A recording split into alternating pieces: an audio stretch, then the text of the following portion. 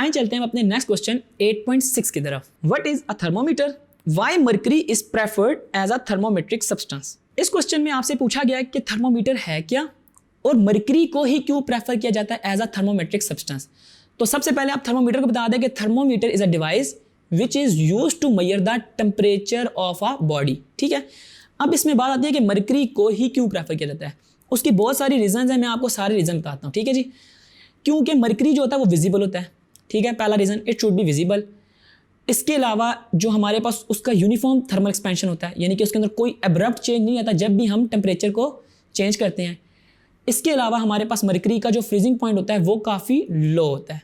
ठीक है, मर्करी का जो बॉइलिंग पॉइंट होता है वो हाई होता है और मर्करी थोड़ा सा थिक होता है और वो ग्लास को वेट नहीं करता। ठीक है, जिसकी वजह से हम लोग ईजिली रीडिंग को नोट कर लेते हैं। And the most important point is कि वो एक गुड कंडक्टर ऑफ हीट भी है, यानी कि जो हम उसको हीट देते हैं तो वो एक्सपैंड होना शुरू हो जाता है। और इसके अलावा जो मोस्ट इंपॉर्टेंट हमारे पास मर्करी को यूज़ करने की वजह है कि उसकी जो स्पेसिफिक हीट कैपेसिटी है वो काफ़ी स्मॉल है।